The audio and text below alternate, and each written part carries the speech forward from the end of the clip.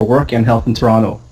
His research focuses on the program and policy evaluation of occupational health policies and practices and on the causes and consequences of work-related injury and disease.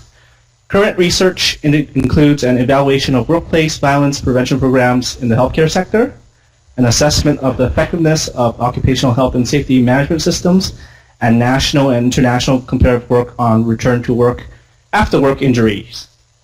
Dr. McLeod holds a PhD in Population and Public Health from UBC, as well as an MA in Economics from McMaster University, and he is supported through a Canadian Institutes of Health Research New Investigator Award and a Michael Smith Foundation for Health Research Scholar Award.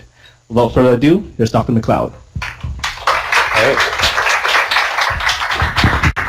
All right, thank you very much. I appreciate that. So just before I begin, I just want to confirm that the audio is working fine. Excellent. So I'm a OEH faculty member, and it actually turns out that I haven't taught any of the first or second years for a variety of reasons. So it's probably one of the first times that I've had a chance to interact with this group of students. So can you just give me a show of hands? Who are first and who are second year students? How about the first year students? If you can put your, look at them all. Great. Well, welcome. I'm looking forward to getting to know you over the next couple of years, and I will be teaching one of your core courses in January. For the second years, I guess this is your chance to see me speak, unless you want to take one of the courses you took last year over again. I hope not to see any of you in my class. So some of the material that I'm presenting today I actually did teach in my occupational health and safety policy course, and for a variety of reasons I did not teach it this year, and I won't be teaching it next year. So I am a little bit taking today's seminar as an opportunity to, I think, provide a little bit of a background of an important area of practice and a developing approach with respect to health and safety in the workplace in terms of talking about occupational health and safety management systems.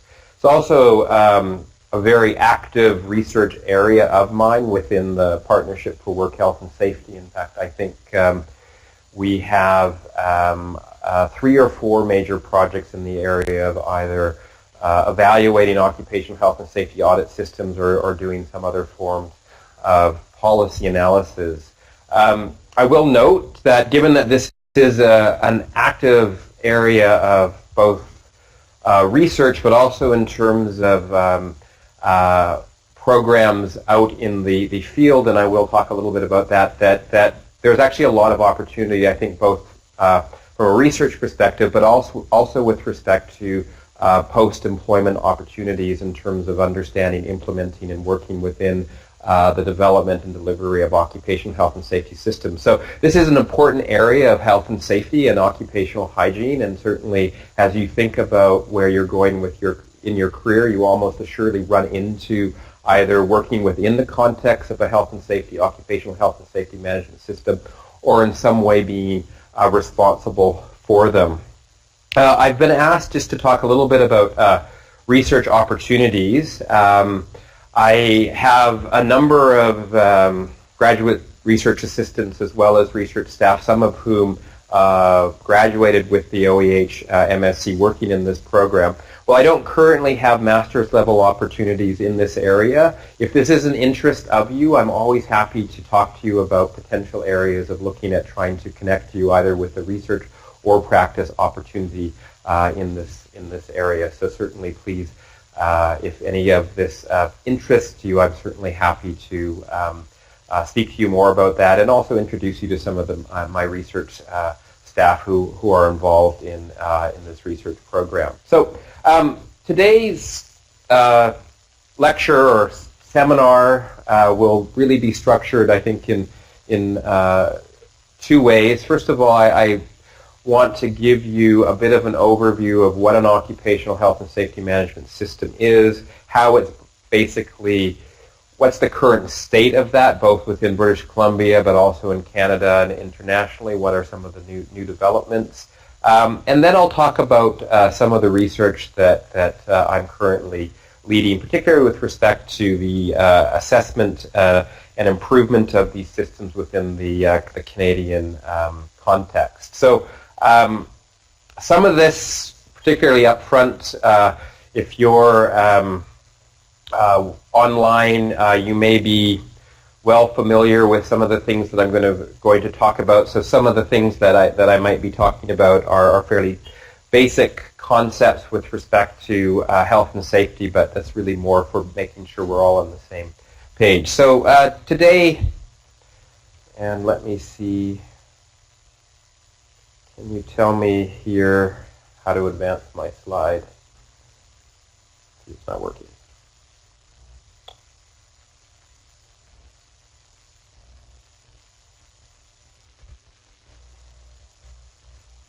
Just give us a moment.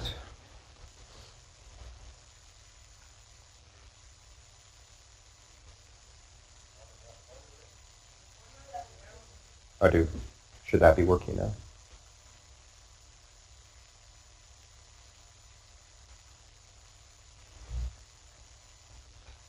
Okay, so will this work? Okay, so it's now working. I think it just hadn't been enabled.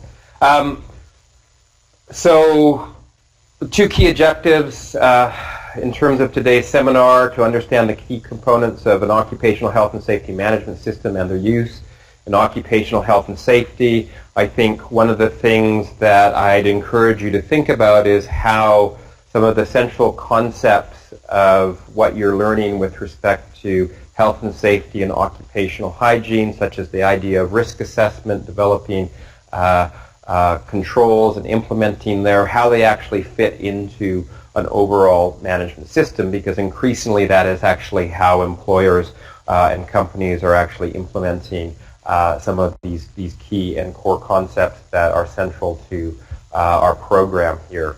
And then provide you with a little bit of an overview of what is happening in British Columbia and Canada, and talk about some of the work that I've been doing recently with respect to assessing the effectiveness of these systems. So broadly speaking, what we're talking about here is part of the overall management of the organization that addresses OHS hazards and the risks associated with its activities. So it's really putting a system in place that helps contextualize some of the fundamental core competencies and activities of health and safety and occupational hygiene in a way that it can be effectively managed within and across businesses and workplaces. WorkSafeBC, this is their definition of an occupational health and safety management system. So it's an infrastructure put in place by employers to minimize the incidence of injury and illness among workers. It's accomplished through the identifying, assessing, and controlling of risks to workers in the workplace. So again, you see a lot of language and activities that are fundamental to what you're learning in this program. The scope and complexity of a health and safety management system will vary according to the size and hazards of the workplace and the nature of work. Now, in a very real sense, these health and safety management systems are not all that different than the other types of management systems that are very common in large corporations, such as, for example, the type of systems that are in place to ensure quality. So how many people have heard of things like the ISO 9000?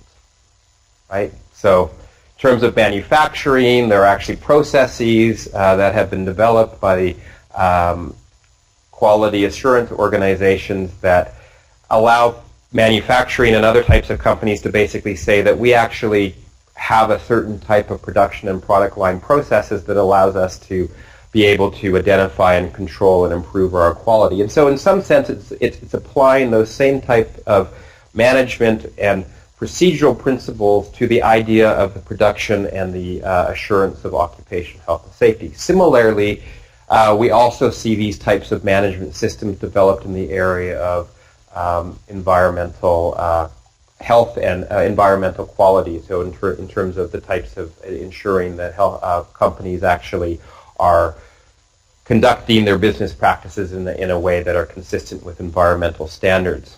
Indeed, at the international level, the Standards Association, that's the International Standards Association, is actually starting to integrate all of these standards together in terms of identifying what are the key and core competencies and capacities that need to exist at the level of a workplace or at the level of employer to ensure that these health and safety, environmental or quality systems are in place. And indeed, as I just mentioned, there's in some contexts they're actually seeking to integrate these management systems together.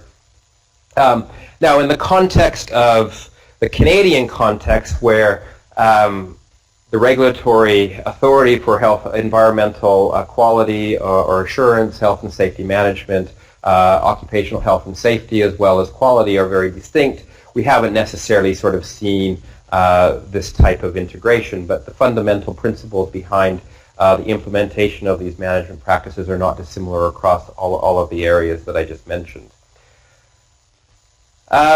So the health and safety management approach assures that there's the implementation of prevention and protective measures, that there are policies established, key commitments are made, that the respective workplace elements or capacities are there to assess hazards and risks, and that both management and workers are involved in the process at their respective level of responsibility. So this is something that, if you haven't already seen in some of your courses, I believe it's something that was introduced in the safety course. The broad rubric around the occupational health and safety management system is this idea of plan, do, check, and act. And so what you'll see is when, irrespective of sort of which standard or which sort of implementation of a health and safety management system that you're reviewing or implementing, these principles in terms of the whole process of the conduct of implementing a health and safety management system are around this idea of plan, do, check, and act. So it's pretty simple, and you can kind of see what some of the key activities are with respect to the various aspects of this model, which again is a fairly simple model, but it is the model that more or less underpins all health and safety management systems.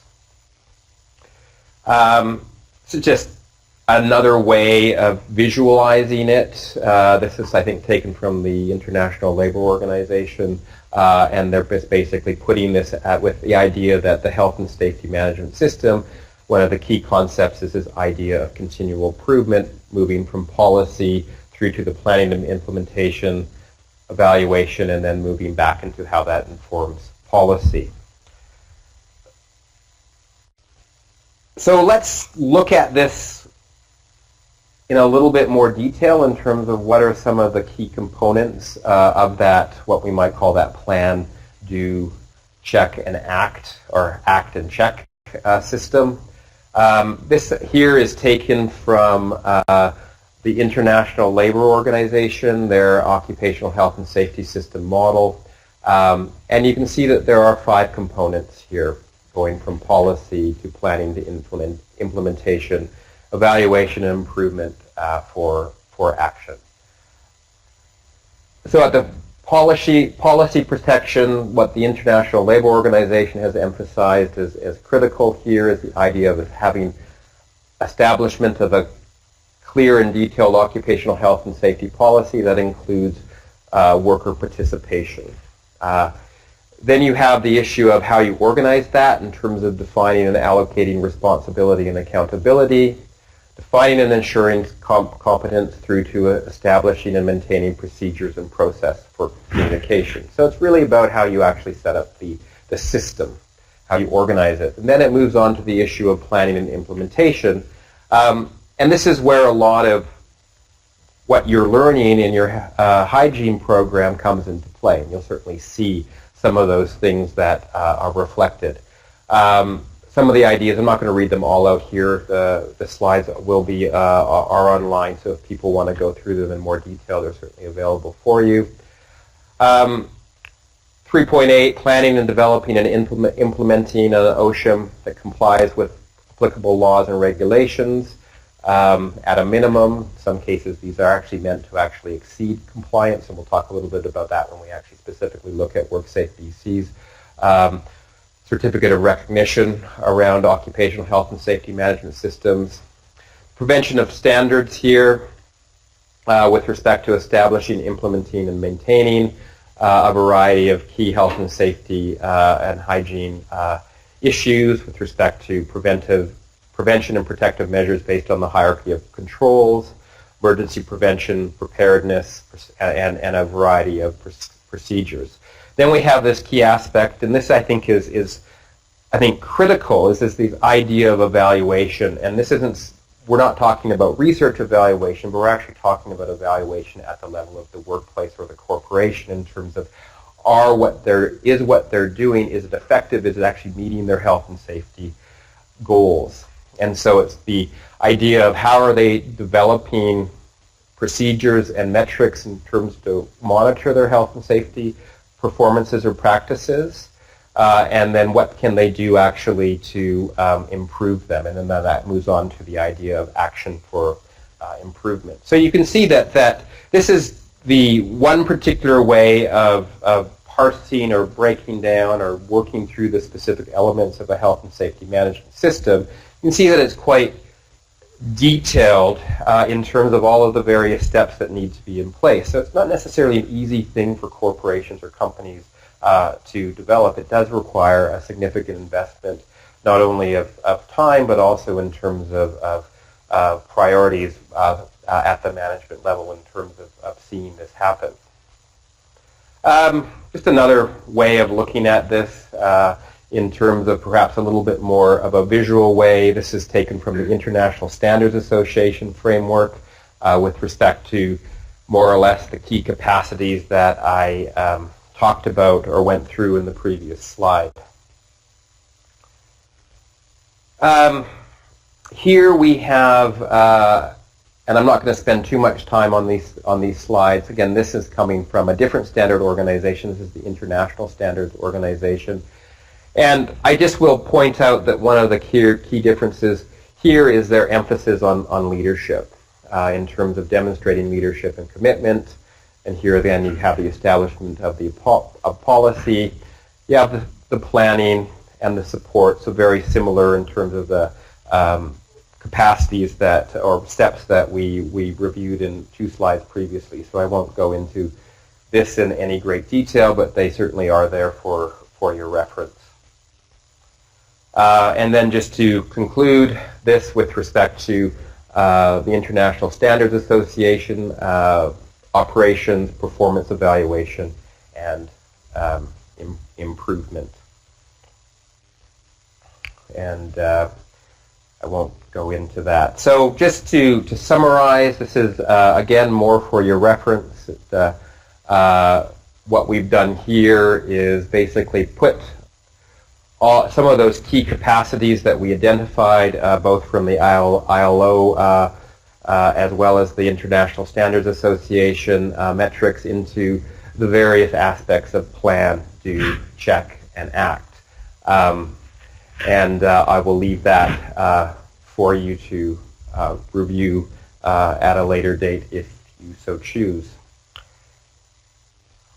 So now I want to switch gears a little bit and talk a little bit about the state of the implementation of health and safety management systems in Canada writ large. So in Canada, there are a variety of health and safety management systems. So you will find that, particularly in manufacturing, that some companies will in fact have multiple health and safety management certifications. So some companies will actually maintain an ISO health and safety management certification as well as other certifications. The reason why they do that is in some cases they may be required to hold a specific type of certification in order to actually participate in a given type of product chain or supply chain. So if you're producing a particular part that is going down the manufacturing process to another company, you might actually be required to hold certain types of certification throughout your product chain in order to partake of that. However, in most cases in Canada, the certification or recognition and identification of companies having health and safety management systems is done at the provincial level, and it's largely done through a program called Certificate of Recognition. Now, this program, which started in Alberta probably in 1994, so this idea of firms actually holding an occupational health and safety management certificate designation has been around for over 20 years. Started in Alberta, and it's more or less spread throughout all of the provinces. So BC, Alberta, Saskatchewan, Manitoba, Ontario, as well as some of the maritime provinces, all have some form of health and safety management certification available to either all or some of their industries and firms. In British Columbia, and this is certainly where I've done most of my research. In fact, I've been involved in evaluating health and safety management systems in BC since about 2012, so about 5 years. The core, or the health and safety management system that's implemented in British Columbia, which is called the Certificate of Recognition Audit Program, is delivered under the auspices of WorkSafeBC via certifying partners. Certifying partners are health and safety partners that are industry specific, that basically exist to provide health and safety services to a given industry, and one of those key capacities is the implementation and management and delivery of the health and safety management certificate process in British Columbia. So, for the students here, can anybody name a health and safety association in BC?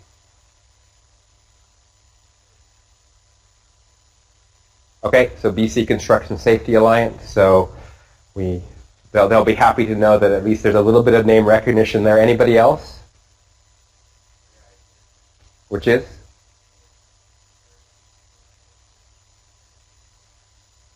Okay, so that's a hygiene association. It's not a. It certainly has a chapter in British Columbia, but they're not a health. They're not a WorkSafeBC funded health and safety association. So they're not sort of one of these employer-based associations. Anyone else have anyone else heard of a one of these health and safety associations? It's at the back. Yep. So GO2, which is the Health and Safety Association in tourism. Okay, so we've got a couple, but it also sort of maybe indicates that we need to do a little bit of education of our students here in terms of identifying these partners. So these are our key industry partners that deliver a lot of health and safety programs in British Columbia. I don't know, so I'm not going to put my staff on the spotlight for a moment.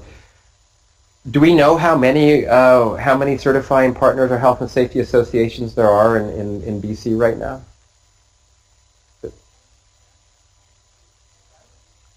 So somewhere between 10 to 14. So even we who are actually doing research in this area actually don't know all of the health and safety associations off the top of our head.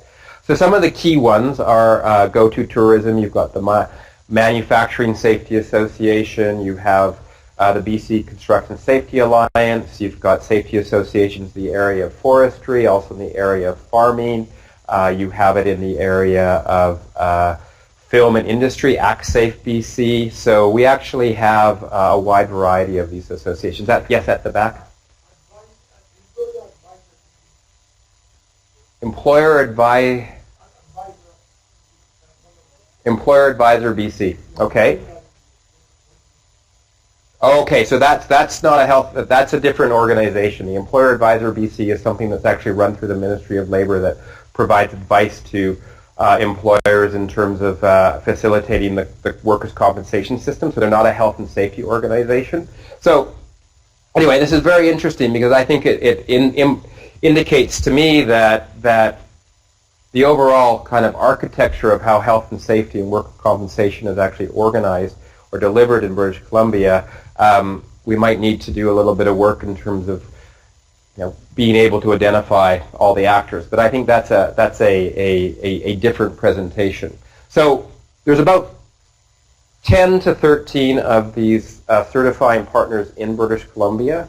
And one of their key capacities, and they actually have a lot of capacity, a lot of other responsibilities, is actually to coordinate, deliver, and manage the Certificate of Recognition program in BC. So I'll just talk a little bit about that, and you can see that it is summarized on the slide in front of you, that the purpose, and this program was implemented in British Columbia in 2003, so about 9 years after it was implemented in Alberta, was to decrease work injury rates and help injured workers make early and safe return to meaningful work, and also encourage employers to elevate health and safety issues to a level consistent with other essential aspects of conducting business. So this is actually taken from it's not so much a standard, but the underlying documentation that WorkSafeBC supplies in terms of describing the certificate of recognition process. What happens here is it's more or less on a voluntary basis, and I'll come back to that because it's not always just voluntary. Firms seek to become certified through the core program, in which they actually go through an audit, a qualifying process, and they go through an audit, and if they actually achieve the audit, they become certified for a period of 3 years. And in British Columbia, they're eligible for rebates depending on the type of certification that they achieve. The most common certification is the Occupational Health and Safety Core, which provides a 10% rebate on workers' compensation premiums if you hold it. There is also an Injury Management and Return to Work Core, which actually provides an additional 5% rebate on premiums. That's currently not being offered. It's on hold for the time being as it's going through a program review. There may be additional financial incentives available through achieving lower injury rates with respect to experience rating and having essentially lower workers' compensation premiums because you have a lower accident rate if the program is effective in reducing the firm's injury rate. So CORE started in construction in 2003, and it's actually an area where we've been doing a lot of research with respect to understanding the effectiveness of these certificate systems in reducing injury rates, but also in terms of looking at the overall implementation of these as a health and safety tool.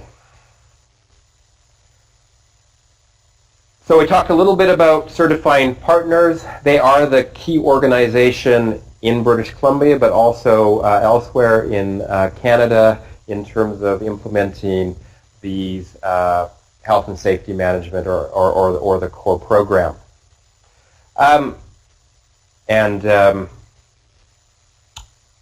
This is a little bit of a snapshot in terms of the growth of the program. It does end in 2011, but certainly it's extended onwards into 2016, but the program more or less has somewhat matured around 2012, 2013, and so there's probably about 6,000 or 7,000 employers every year that actually have some sort of core certification in British Columbia.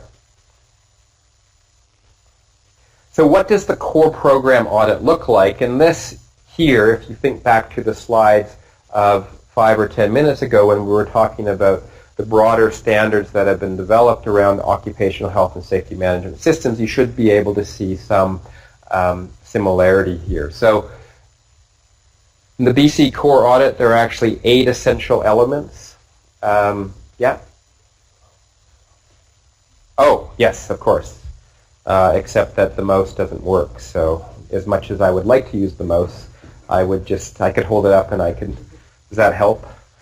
Sorry about that. So if we look at number one, I'll just use verbal cues instead. So if we look at number one here, management, leadership, and commitment. Number two, safe work practices, through to number three, training and instruction of workers, down to hazard identification and control, and then down through program administration, joint occupational health and safety committees. Each one of these elements need to be assessed, and they're assessed through a combination of documentation, interviews, and observations. And so essentially what happens once a firm indicates that they'd like to become core certified, they go through a process with the certifying partner in terms of where they prepare for the certification, and then once they've sort of deemed that they're ready for the audit, they've got their documentation together, maybe they've addressed or identified any areas that they of weakness, an auditor comes in and assesses that firm on all of these 8 elements. And depending on the size of the firm, could take place over a day. So it could be, if it's a small firm, it could be a relatively short audit. If it's a large firm where you might actually have to go and audit multiple sites, it actually could take place over a number of days. So these audits actually can be quite complex, and the training for the auditors actually can be quite involved, particularly for those auditors that are responsible for auditing large companies with many locations and a lot of employers. I'll actually come back a little bit later to talk about the importance of the auditor in terms of the robustness or the effectiveness of this program. So just a little bit more on the core program audit itself. The way that it's been implemented in BC, and this is more or less consistent across other provinces in Canada, is that there tends to be 2 types of audits. There's a more detailed audit for firms that have greater than 20 employers. Those are considered large employers. And then there's a slightly more simplified audit. It doesn't have as many questions for smaller employers who have less than 20 employers. In the first year, there is what we call a certification or a qualifying audit, and you'll see that for large employers, the auditor must be external to the organization. So this typically is someone who has been deemed to meet sort of a minimum auditor requirement in regards to the certifying partner. In contrast, for small employers, the auditor can be someone who has internal to the company, who has actually received auditor training and can actually then conduct the audit themselves. There are 2 maintenance audits. So the maintenance audits address the same questions, but if you fail a maintenance audit, you actually don't lose your certification. So it's more just maintaining or assessing that the company in that given year still sort of meets the key requirements of core in order to maintain the certification. And then after the end of the 3rd year, they have to go through a requalification audit. So it is something that requires sort of active participation throughout the audit cycle to maintain your core certification. So a number of years ago, we were asked by WorkSafeBC, and when I say we, I mean the Partnership for Work Health and Safety, to begin to help evaluate the effectiveness of the core program.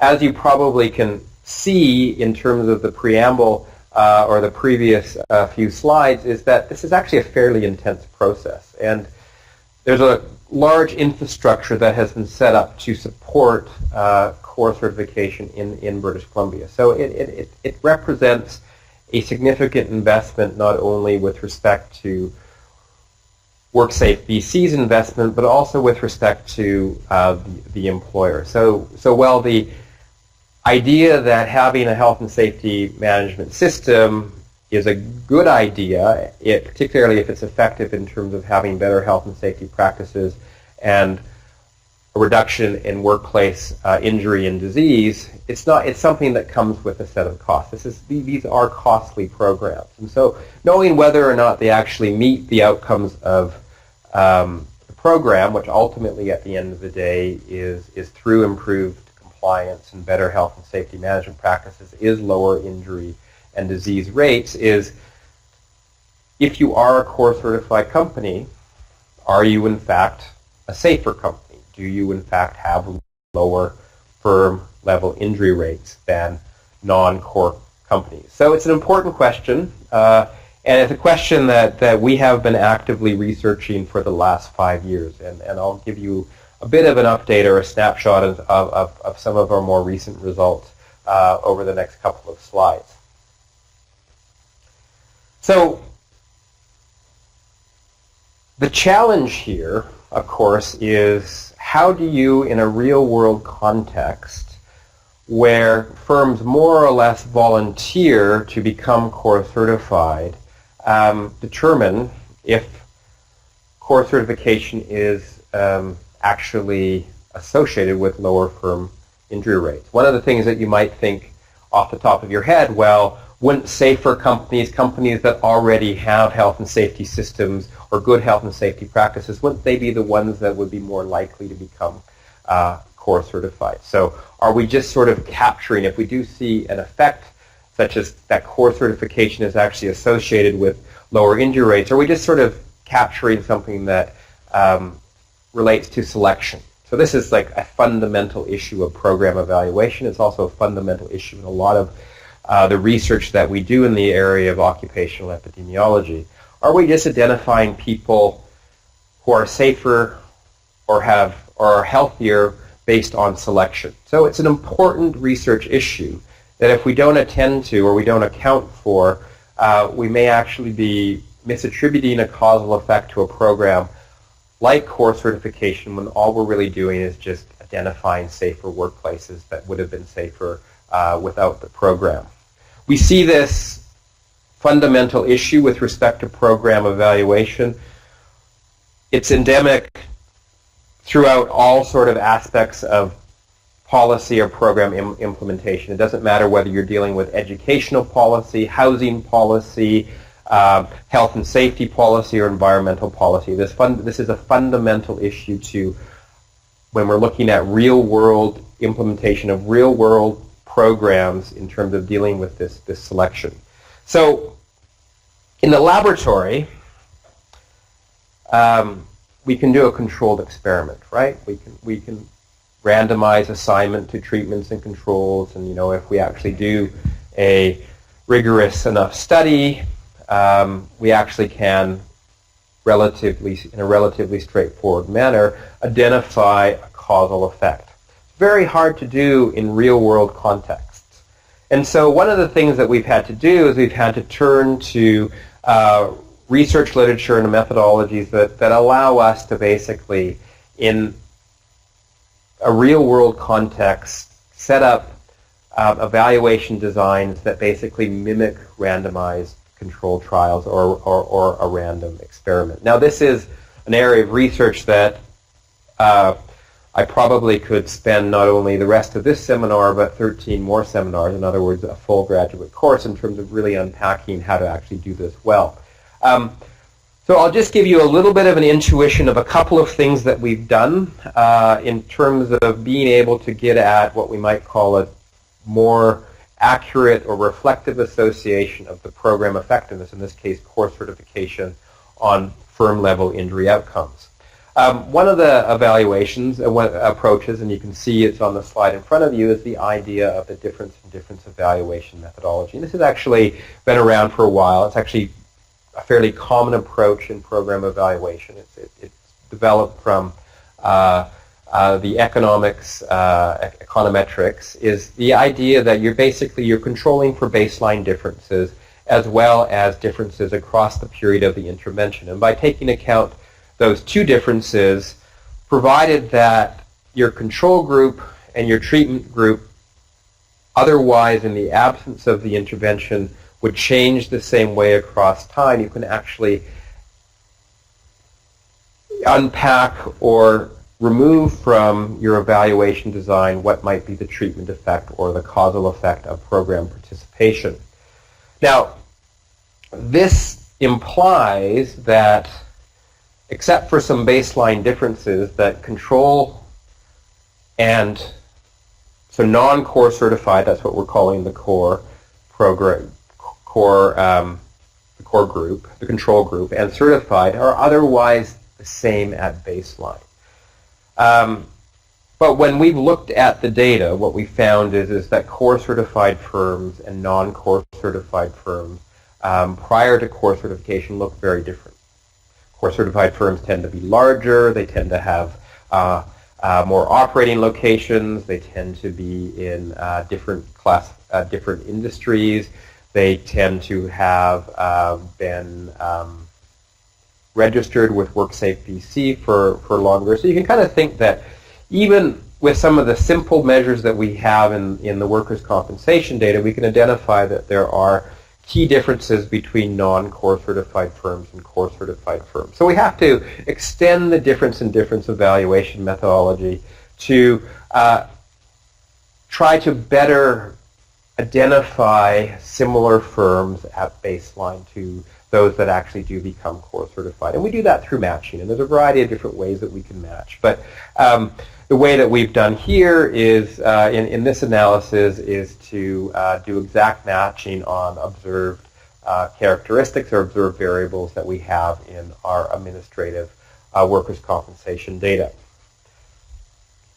So that is, in 5 seconds, a lot of research methodology to go through. So if you didn't understand all of those details, the key thing to sort of bear in mind is the idea of identifying a priori or prior to the intervention a similar group of controls and then accounting for their baseline differences and then looking for differences over time. And all of this can be done in a regression context. So you can actually implement this using quite complex models that allow you to control for a lot of these factors.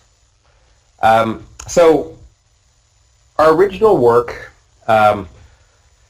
using some of these methods found that on average in British Columbia, core certified firms had about a 17% lower injury rate than non-core certified firms. When we looked at serious injuries, and serious injuries would be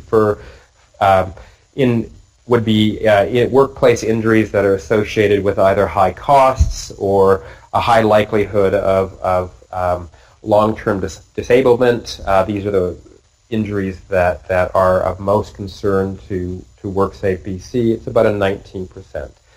For injuries that didn't require any, didn't lead to any time loss or days away from work, only required either first aid or some sort of medical treatment, we didn't see any difference. We have since updated this analysis using the matching approach to try to get at a slightly more estimates where we're more confident in the fact that we might actually be seeing a causal impact of core certification. So I won't spend a lot of time going through these. I've described more or less some of this already in my preamble to the research design. And so I'll just move to talking about the study cohort, and then I'll go through a variety of different results. So this is our study cohort. It represents all core firms and non-core firms in industries where the certificate of recognition is actually available in British Columbia. And so you can see that it's actually a fairly large sample over this period of time, and these are firms that have met our study eligibility requirements. There was about 7,000 core firms, with most of them being in primary resources, and this would be forestry, as well as oil and gas, as well as construction and transportation and warehousing. You can see, though, that most firms in British Columbia that fall into these classification or industry units are not core certified. So with respect to about 230,000 firms overall, we have about 6,000 who were core certified. So most firms in British Columbia, even though they might be eligible to become core certified, do not have the certification. Over to the, I guess if you're looking at it this way, to your right, my left, you can see the second table that basically looks at the number of core firms across years. And again, you can see that it's in the latter years from 2010 to 2014 where most of firms who are certified show up. And that's just a reflection of how the program has been implemented or rolled out in British Columbia. Do we have any water for me? Yeah, thanks. So I'm going to move on to the results. And in this case, these are the difference in difference results not matched. So I'll just go back one slide previous. So in this case, I'm using my difference in difference methodology and comparing the core firms, the 6,000 core firms, to the 228,000 non-core firms. And I'm adjusting that for a whole number of sort of statistical issues, so it's not just an unadjusted characterization comparison. And this is the counterfactual. So this isn't this is basically, you know, if you went and you sort of just looked at the difference between these two groups, you wouldn't necessarily see this. This is actually the treatment effect as it is extracted from the difference in difference regression model. And in this case, we see similar results again, more or less just this recaps what I showed you previously. Here we break it down by study period, and the reason why we broke it down between 2003 to 2008 and 2009 to 2014 is that the program was really in its implementation phase in the first 6 years, and so it's looking at it as a more mature program for 09 to 014. And we do see a bit of a difference where the association or the lower injury rate that we see with respect to core certification is a little bit larger overall across all industries in the 09 to 14 period compared to the 03 to 08 period. Thank you so much. Appreciate that. Now, when we match, so now what we've done is rather than just comparing all core certified firms to non-core certified firms, we've identified a group of non-core certified firms who on key characteristics are identical to our core certified firms. We see a little bit of a difference. So if you look at this, the treatment effect now is about 13% smaller, 13% reduction, and if you recall previously it was 17 or 18%. And in this case it's 16%, and previously it was 19 or 20%. So certainly some indication that there is some selection. So when you don't match, some of the association that you are seeing is basically due to selection on observables, the fact that the control group or the non-core certified group is very different than the core certified group. But we still see a fairly large and robust association. And that association persists, and if anything, it's a bit larger in our 09 to 14 period for both short-term disability, long-term disability, and fatalities, as well as our serious injury rate. So it might indicate that it was in the earlier period of time where maybe the selection process was, in terms of core certification, was more magnified and more important. And that kind of makes sense. It's because often when you have a new program, the early adopters are very different than those that are not early adopters. So from an interpretation set, that does have some logic coherency to it. Just look at a couple of sectors here, and then I'll conclude with some concluding remarks, and I think then we'll have a few minutes for any questions or comments. So here we have in construction, what we see in construction is that overall for short-term disability, long-term and fatality rate, it's about 11%. and then a 10% respectively. But we actually see a really big difference across these two time periods, so that it's in the 09 to 14 period where we actually see the greatest association or reduction with respect to injury rates in regards to construction. It's a little bit of an interesting, not something that we necessarily expected to see when we did the study. Our understanding is that the core program in construction actually quite radically changed in 09. So there was a merging of the health and safety associations around 08, 09. I think it actually was fully implemented in 2010. The audit tool was radically transformed, and so in some senses, what we're capturing here is really two very different programs with the implementation of construction, even though the certification that firms held looked the same. I'll show you one other sector result, and this is in oil and gas. We actually don't see the same effect in oil and gas. Now, overall, we do see a reduction in the injury rate for core certified firms versus non-core certified firms from about 15% to 20%. And then we break it down by our two study periods. We do see some differences, but the confidence intervals are pretty large. We can't really conclude that there are really any differences across time with respect to the effect of the core program in oil, gas, and mining. So to conclude in terms of our first study, or this study here, on average and for most sectors, the effect of core is stronger post-2009. The causal match, so long as you actually believe that we've matched on the right characteristics, can actually be viewed as a causal test of core certification.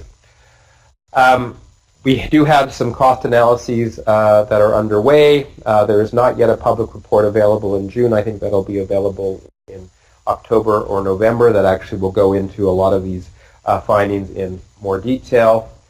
And then I'll just spend 2 or 3 minutes talking about what we're currently doing. A lot of our research to date is focused in British Columbia. We have a study that has been funded by the Ministry of Labour in Alberta to do a similar analysis with respect to the effect of core certification on firm injury rates in Alberta. We're currently working on this research, and we actually will hope to have findings, preliminary findings later this year and public findings early in 2018.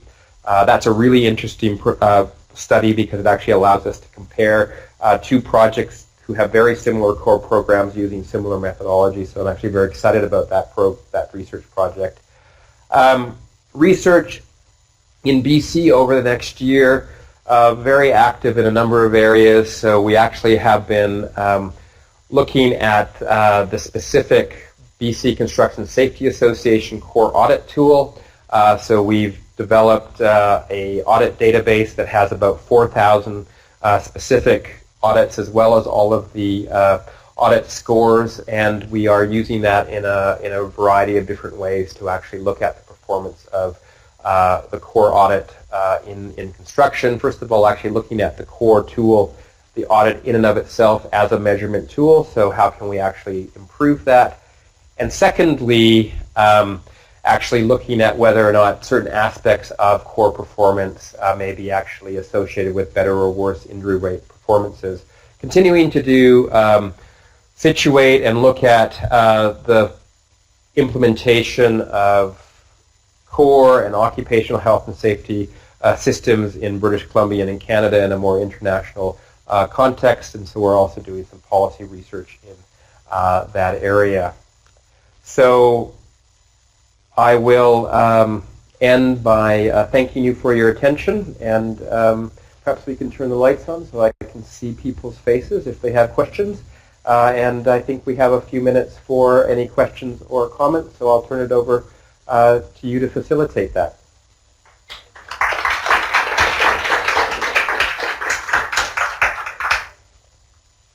Thank you very much, Chris, for your presentation on health and safety management systems and how we go out, where is the research at today in terms of evaluating this. So I will open up questions to the floor. If there's anyone, please raise your hand so I can pass the mic.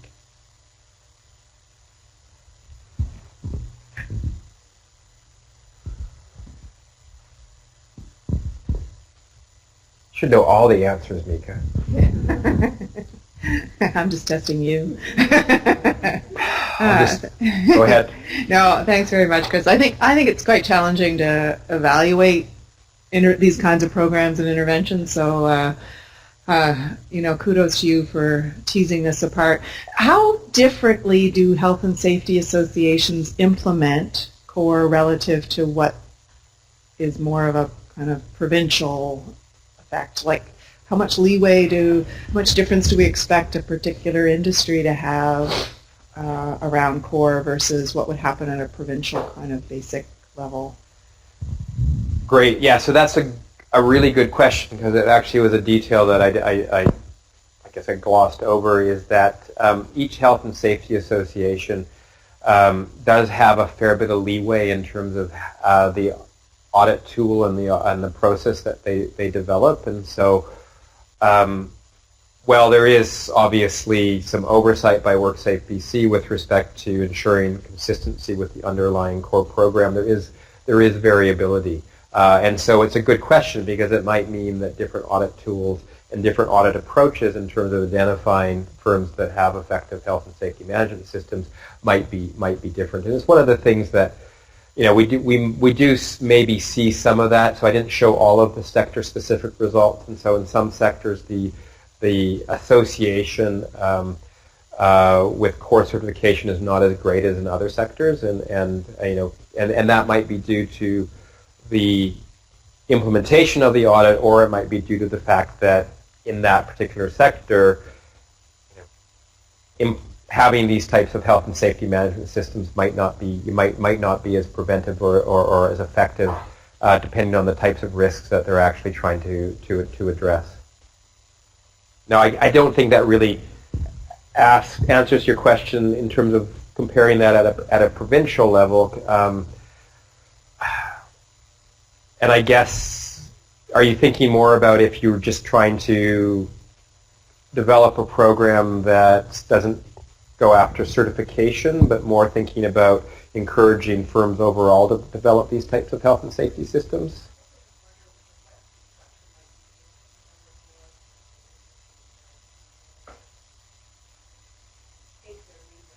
Right. Well, I think a lot of that probably does come down to the auditor and the auditor training. And so both within British Columbia, but also across across Canada, there are different sort of standards with respect to the auditor. And one of our hypotheses is that there probably is a pretty big auditor effect. So if your auditor is not implementing the audit effectively, then we would actually expect to see a lower effectiveness of holding the core certificate. And so I think that's where, if you were wanting to maybe look at an area of potential program improvement, is to actually focus on the quality of the audit, or of the audit itself, and the implementation of the audit. Yeah, okay. Thank you for your talk. I was just curious, you mentioned industry and public sector and stuff. I was curious if there are any educational institutions that are pursuing this type of certification? That's a good question. I don't think that in BC, I think the answer to that, I could be mistaken on this, is no. That educational institutions are not.